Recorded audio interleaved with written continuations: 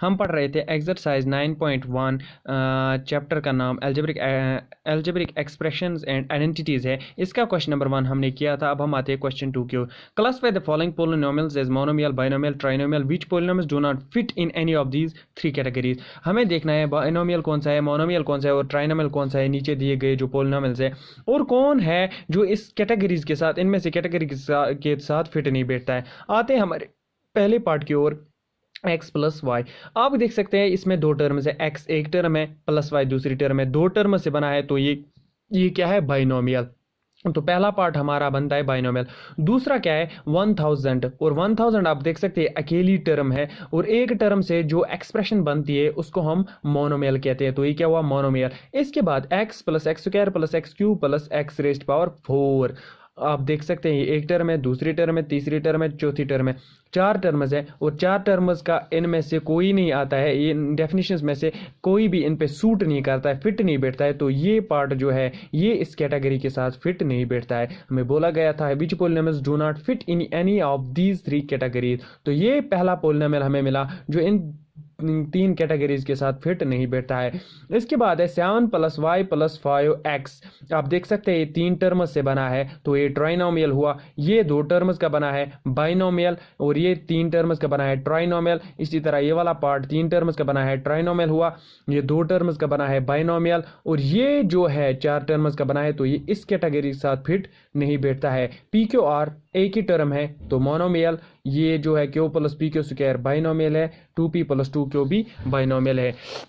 इसके बाद हमें क्वेश्चन नंबर 3 दिया गया है एड द फॉलोइंग। पहला पार्ट है क्वेश्चन नंबर 3 का, A B minus B C comma B C minus C A comma C A minus A B. हमें क्या करना है, ऐड करना है। तो देखिए ऐड कैसे करना है, A B minus B C लिखेंगे फिर plus, B C minus C A लिखेंगे फिर plus, C A minus A B लिखेंगे फिर plus, C A minus A B.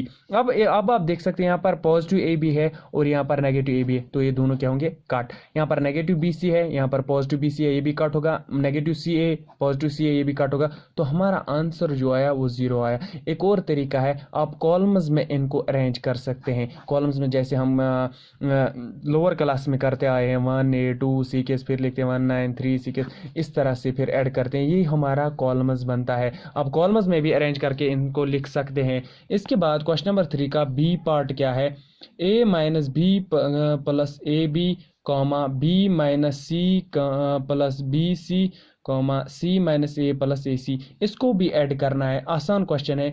A minus b plus a b ऐसे ही लिखेंगे, यहाँ पर कॉमा आएगा क्योंकि हमें ऐड करना है, बी माइनस सी प्लस बी सी लिखेंगे फिर कॉमा, ऐड लिखेंगे सी माइनस ए प्लस ए सी, क्योंकि हमें क्या करना है, ऐड करना है। अब आप देख सकते हैं यहाँ पर पॉजिटिव ए है, यहाँ पर नेगेटिव ए है, तो ये हो जाएगा कट। नेगेटिव बी है, पॉजिटिव बी है, कट हो जाएगा।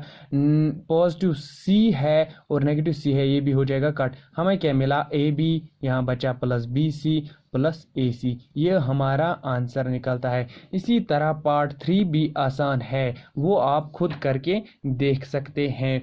चौथा पार्ट जो है वो है L square plus M square comma M square plus N square comma N square plus L square comma 2l m plus 2mn plus 2nl, इसको हमें ऐड करना है। तो देखिए क्या करना है, L plus M square, L square plus M square ऐसे ही लिखेंगे, कॉमा हमें ऐड करना है, तो कॉमा के बदले में हम यहाँ ऐड डालेंगे क्योंकि ऐड करना है। M plus M square plus N square लिखेंगे, फिर ऐड डालेंगे, N square plus L square लिखेंगे, फिर एडिशन करना है, 2lm फिर 2mn फिर 2nl। अब आप देख सकते हैं यहाँ पर एल स्क्वायर है, यहाँ पर भी एल स्क्वायर है, तो हो गए 2l स्क्वायर प्लस ऐसी M square 1 2 2m square plus 2n square, और 2lm ऐसे ही रखेंगे, 2mn भी ऐसे ही रखेंगे, 2nl भी ऐसे ही रखेंगे। इस तरह से हमें मिला आंसर। तो मिलते हैं हमारे नेक्स्ट लेक्चर में।